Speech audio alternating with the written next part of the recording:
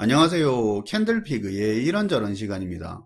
러시아 우크라이나 전쟁에 미국도 지원을 중단했고, 전쟁도 초반과는 다르게 참호전 중심으로 교착 상태로 꽤 장기적으로 이어지다 보니 이 전쟁에 사람들의 관심도 식어 있는 상태인데요. 그런데 최근에 우크라이나의 거미집 작전이라는 과거 진주만 습격에 버금갈 만한 우크라이나의 드론 기습이 성공하면서 세계의 이목을 다시 한번 끌었었습니다. 우크라이나와 국경이 인접한 러시아의 영토가 아니라 러시아 저 북쪽 무르만스크와 우크라이나에서 4,000km나 떨어진 시베리아 지역에 있는 공군기지 등 러시아 입장에서는 기습당할 거라 생각지도 못한 그런 위치가 공격을 당해서 전략 폭격기 등 우리 돈 9조 7천억에 달하는 주요 공군 전략 자산들이 피해를 입었다고 하는데요. 무려 1년 반이나 준비했던 작전이라고 하는데 컨테이너 화물로 위장한 드론들을 러시아 공군기지 인근에 보내놓았다가 한날 1시에 일제히 출격시키는 방식이었다고 하는데 영화에서나 봐왔던 이런 군사작전을 했다 보니 화제가 되었었죠. 아무튼 러시아 본토 내륙 깊숙이 이렇게 기습당하다 보니 푸틴 입장에서도 자국민의 정서도 그렇고 현재로서는 당장의 평화 협상보다는 전쟁을 더 이어나갈 수밖에 없을 거라는 의견들도 꽤 나오고 있는데요. 그런데 이런 군사적인 이유, 정치적인 이유 말고도 경제적으로 푸틴이 휴전 등 전쟁을 쉽게 끝낼 수 없는 이유에 대해서 올해 들어 그동안 계속 이야기들이 나왔었습니다. 그래서 오늘 이 부분과 관련된 이야기를 좀 해볼 거고요. 그거하고 더불어서 전쟁이 일어났을 때 정부에서 잘 추진하는 경제정책에 대해서도 한번 이야기를 해볼까 합니다. 한 국가가 전쟁을 하고 있을 때도 전쟁 이후에도 정부가 존재하는 한 그 상황에 맞게 정부의 정책은 계속 이어지겠죠. 그런 부분을 생각해보면 오늘 내용도 한번 들어볼 만한 내용일 것 같습니다. 일단 당장 전쟁 중인 러시아 이야기를 한번 해볼게요.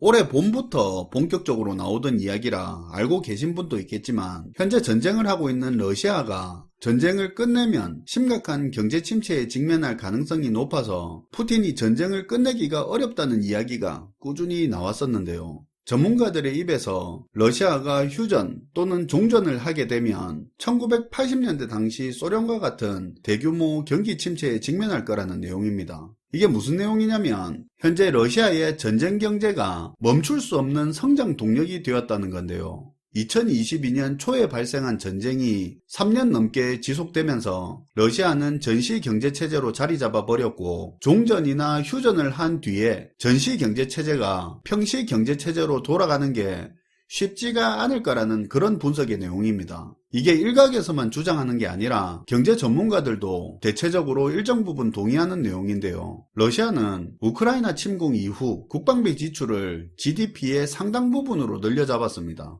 전쟁을 하니까 당연하겠죠. 2025년에는 정부의 전체 지출의 32%를 국방비가 차지할 걸로 예상되기도 하는데요. 이 전쟁을 치르기 위한 정부 지출이 실제 러시아의 내수 성장에 기여를 하고 있습니다.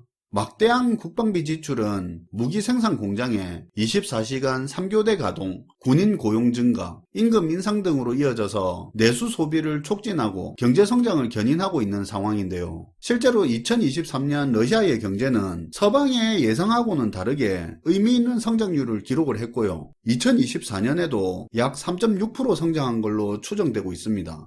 이게 무슨 말인가 의아해 하시는 분들이 있을 것 같아서 추가적으로 이야기를 하자면 정부가 지출을 늘리고 그걸로 산업 생산이 증가하고 일자리가 늘고 하면 내수는 성장하는 겁니다. 다만 이게 전쟁을 위한 지출이기 때문에 죽음의 경제, 군사적 케인즈주의라고 표현을 하는 거죠. 쉽게 말해서 과거 미국이 뉴딜 정책으로 정부가 도로 깔고 다리 짓는 등 정부 지출을 늘리고 정부 주도로 수요를 창출해서 일자리 늘리고 개인, 기업들의 소득을 늘렸잖아요. 마찬가지로 현재 러시아는 전쟁이라는 막대한 지출과 수요를 창출해서 경제를 돌리는 일종의 군사적 케인즈주의 효과를 보고 있다는 겁니다. 전쟁으로 정부가 막대한 군수물자의 수요를 창출해서 이 군수물자를 조달하기 위해 일자리가 늘어난 상태고요. 전쟁으로 서방 기업들이 대규모로 러시아에서 철수했는데 이게 또 아이러니하게 서방 기업들의 빈자리를 러시아 기업들이 채울 기회를 제공했습니다.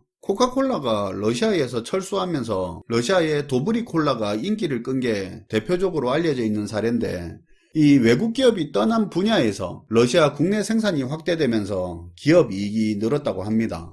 또한 서방의 제재로 인해서 러시아의 부유층들이 해외 자산에 투자하기 어려워지면서 해외로 빠져나갈 자금들이 러시아 국내에 재투자되는 경향을 보이다 보니까 이건 역시도 효과를 주고 있고요. 이렇게 지금 러시아 경제는 전쟁을 수행하기 위해서 막대한 국방비를 지출하고, 이게 무기 생산 공장의 가동률을 높이고 군인 고용을 늘리고 임금 인상으로 이어져서 내수 소비를 진작시키는 효과를 내고 있는 겁니다. 안타까운 이야기지만 군인들에게 지급되는 임금이나 전사자들의 보상금 같은 돈들은 특히 저소득층의 소득을 늘려서 소비를 부추기는 요인이 되기도 하고요. 하지만 아시다시피 이런 피해 경제 성장은 단기적인 효과를 보일 뿐이지 장기적이고 구조화될 수 있는 성장은 아닙니다. 군수 산업의 자원이 집중되면서 다른 부분의 노동력 부족이 심화되고, 당연히 생산 인구가 전쟁을 통해 희생되면서 생산 인구 감소로 장기적으로는 악영향을 미칠 거고요. 그리고 산업 자원이 군수물자 생산에 집중되면서 다른 소비재들의 공급 부족은 러시아의 인플레이션 압력으로 작용을 하고 있습니다. 현재 러시아의 인플레이션율은 10%가 넘고 있고, 러시아의 중앙은행은 기준금리를 20% 수준으로 높게 유지해서 인플레이션을 억제하려고 하는데, 전문가들은 러시아에 곧 스태그플레이션이 나타날 수 있다는 분석도 많이 하고 있습니다.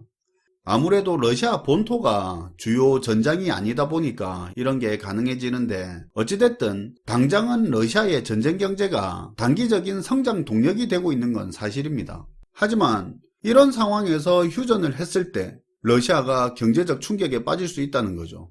현재 러시아 경제 성장의 상당 부분은 전쟁 관련 생산과 소비에서 비롯되고 있는데, 군비 지출이 줄어들면 국방산업 생산이 급감하고 관련 산업의 일자리가 줄어들고, 이건 바로 전반적인 내수 소비 위축으로 이어질 거고요. 군수산업에서 일하던 노동자들이 일자리를 잃고, 복무를 마치고 돌아온 군인들 또한 민간 경제에서 일자리를 찾기 어려워져서 대규모 실업을 야기할 수 있습니다. 이러다 보니까 푸틴 입장에서는 전쟁 중단 시 곧장 경제 위기로 이어질 가능성이 커서, 경제가 어려워지면 또 민심의 불만이 증폭되는 부분이 있잖아요. 그래서 당장의 경제적인 측면에서도 푸틴이 쉽게 전쟁을 중단할 수 있는 입장이 아니라는 그런 의견도 많이 나오는 겁니다. 자, 앞서 러시아 전쟁 이야기를 통해서 전쟁 중에 군사적 케인주주의 효과를 이야기를 해봤는데, 이번에는 전쟁 이후에 자주 거론되는 경제 이야기를 해볼까 합니다. 전쟁 이후에 잘 등장하는 경제 이슈는 인플레이션하고 예금 동결인데요. 지금부터는 그 이야기를 해보도록 할게요. 시점을 이제 2차 대전 이후로 옮겨볼 텐데요. 이번 러시아 우크라이나 전쟁 같은 경우는 우크라이나에서 거의 모든 전투가 일어나고, 러시아 본토는 영향이 적은 편이라 앞서 말한 것처럼 단기간의 효과이긴 하지만 전쟁으로 인한 경제 동력을 얻었는데요. 그런데 일반적으로 전쟁을 하게 되면 전쟁 당사국들이 가지고 있던 사회 기반 시설, 생산 시설들이 파괴되고 물자 부족 등으로 전반적인 사회 혼란을 겪기 마련입니다. 전쟁을 겪고 난 뒤에 일반적으로 잘 나타나는 현상 중에 하나가, 이게 서로 굉장히 밀접한 관련이 있는 내용들인데, 심한 인플레이션과 화폐 가치 급락입니다. 한 나라가 전쟁을 치른 이후에는, 특히 패전국 같은 경우에는 더한데, 기본적으로 공장 같은 생산 기반 시설이 황폐해지고, 항만, 공항 등 수출입의 통로가 되는 주요 시설도 파괴되어서 제 기능을 못하고요. 철도, 도로와 같은 물류망의 기반 인프라들도 중간중간 끊어져 버려서 물류의 이동이 굉장히 지체됩니다. 이렇게 생산과 물류 전체에 문제가 생기니까 물자 수급에 큰 어려움이 발생하고, 그것 때문에 심한 인플레이션이 뒤따르게 되는 경우가 일반적이죠. 당연히 인플레이션이 심해지니까 화폐 가치도 하락하는 건데, 여기에 더해서 전쟁을 치르느라 국가 빚도 크게 늘었고 국가 자체의 신용도도 하락했기 때문에 돈의 가치는 유지되기가 쉽지가 않습니다. 2차 대전 패전 이후에 독일과 일본도 이런 현상을 겪었고요. 자, 그럼 전쟁으로 막대한 재정 지출을 했고 생산시설과 물류 인프라의 파괴로 극심한 인플레이션과 화폐 가치 불안정을 겪는 상황에서 그 나라의 정부는 어떤 경제 정책이나 경제 조치를 펼쳤을까요? 그 상황에서 정부가 할 수 있는 핵심적인 조치가 예금 동결이었습니다. 아시다시피 전쟁한다고 막대한 화폐를 무자비하게 발행을 했고 국토가 황폐해지면서 물자 수급이 불안정해지면서 물가가 폭등하는 상태에서는 필연적으로 화폐에 대한 신뢰가 무너지는데요. 이 흐름을 끊을 필요가 있었던 거예요. 이때 정부는 예금 동결이라는 극단적인 조치를 합니다. 그러니까 은행 계좌에 있는 예금을 인출하거나 이체하거나 혹은 사용하는 걸 제한한다는 건데요. 이렇게 예금 동결을 해버리면 시중에 유통되는 통화량을 강제로 줄일 수 있기 때문에 정부는 인플레이션을 억제하고 통화 가치를 안정화시키려는 목적에서 이런 예금 동결을 했던 겁니다.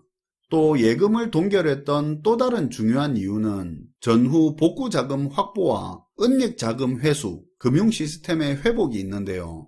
전쟁으로 파괴된 인프라와 산업시설을 복구하기 위해서는 막대한 자금이 필요하잖아요. 하지만 정부는 돈이 없어요. 근데 예금 동결을 하면 이게 일종의 강제 저축 형태가 되니까 동결을 해놓은 돈의 일부를 국채로 전환하거나 복구 사업에 필요한 자금으로 활용을 할 수가 있는 겁니다. 그리고 또 정부의 예금 동결 조치는 은닉된 자금을 회수하는 목적도 있는데요. 전쟁을 거치는 기간 동안 전쟁 특수를 누린 계층이나 암시장을 통해 부당하게 축적된 자금들은 반드시 있기 마련인데 이때 정부는 예금 동결과 화폐 개혁을 동시에 진행하면서 은닉된 자금을 양지로 끌어내서 거기에다 세금을 부과하기도 하고요. 자금의 출처를 제대로 소명하지 못하는 경우 부당한 자금으로 판단해서 예금의 일부를 국가가 회수하기도 했었습니다. 물론 이건 불법 자금을 회수하고 부를 재분배한다는 그런 정치적인 명분으로도 쓰이죠. 그리고 당연한 거겠지만 정부는 예금을 동결해서 동결한 그 기간 동안 은행 부실을 정리하고 새로운 금융제도를 도입하는데 시간을 법니다. 실제로 2차 대전 이후 일본은 수백 %에 달하는 물가 상승률이 나타났고요. 그래서 1946년 일본 정부는 긴급 통화 조치를 발표했는데요. 기존 화폐들의 유통을 중단하고 신권을 발행했고요. 은행 예금도 동결하고 일정 금액의 생활비 정도만 인출할 수 있도록 허용을 했습니다. 나머지 예금은 인출이 제한됐고 나중에 시간이 지난 뒤에 단계적으로 동결 조치가 해제가 됐었죠. 전후 독일도 비슷했는데 극심한 인플레이션과 암시장을 청산하기 위해서 화폐 개혁과 동시에 예금 동결을 해서 인플레이션 억제, 불법 자금 회수, 전쟁 복구 자금 마련을 했습니다. 이게 우리 같은 예금자 입장에서 들어보면 개인의 재산권을 극단적으로 제약하는 미친 조치인데 또 한편으로 국가적인 차원에서 보면 이 예금 동결 조치가 전후 복구 자금을 마련하고 금융을 안정시키는 초기 조치로 중요한 역할을 했었습니다. 이거 들으면서 아마 이런 생각하는 분도 계실 텐데요. 전쟁 후에 그런 예금 동결이 있었다는 건 전쟁 때도 사람들이 은행에 예금도 하고 은행 거래를 했다는 건데 전쟁 중인데 은행이 제대로 돌아갔냐는 그런 부분도 궁금할 거고 그리고 사람들이 도대체 뭘 믿고 은행 거래를 했냐 그 부분도 궁금한 분도 계실 거예요.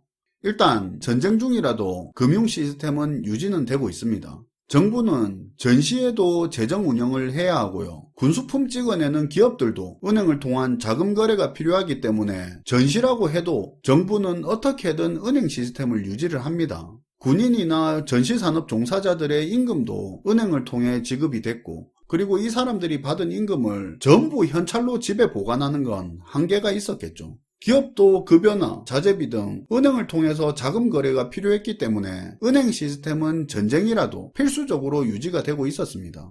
그리고 그런 전쟁통에 사람들은 왜 은행 거래를 했을까에 대한 부분은 조금만 더 생각을 해보면 이해가 가는 부분입니다. 전쟁통이라 당연히 대부분의 사람들도 돈을 직접 가지고 있으려고 했을 거고 재산이 많은 사람들도 예금보다는 현찰이나 금 같은 다른 실물 자산으로 직접 보관하고 있으려고 했겠죠. 그 사람들도 생각이 있을 텐데 혹시 은행이 어찌 될지도 모르는데 돈을 그냥 은행에 맡기려고 했겠습니까? 근데 그것도 어느 정도지 전부 현금이나 실물 자산으로 들고 있는데도 한계가 있는 겁니다. 그냥 상식적인 부분을 생각해 봅시다. 전쟁 중이나 극심한 혼란기에는 현금이나 금 등 자산을 직접 대량으로 소지하고 있는 것 자체가 위험했어요. 치안이 불안정해지면서 개인의 집이나 별도 은닉처에 보관된 현금은 약탈이나 강도 같은 표적이 될 가능성이 높았고요. 폭격이나 전투로 인해서 소실될 위험도 있었어요.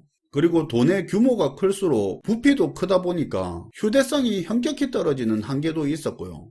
큰 자산을 가진 부자들도 금, 은, 고가의 미술품 등 그런 실물 자산을 선호했지만 그 모든 걸 실물 자산으로 전환할 시간도 여건도 되지 않았고 여러모로 본인이 모든 자산을 직접 가지고 있고 싶어도 그것도 어느 정도지 전부 들고 다닐 수 없는 현실적인 한계가 있었습니다. 이러다 보니까 물론 전쟁통에 예금하는 게 은행 파산이나 정부 정책의 위험성이 있기는 있었지만 그럼에도 불구하고 직접 가지고 있는 것보다 은행에 맡겨 놓는 게 상대적으로는 나을 수 있다는 그런 판단에서 예금을 한 거죠. 믿고 적극적으로 은행에 예금했다기보다는 어쩔 수 없는 선택이었던 거죠.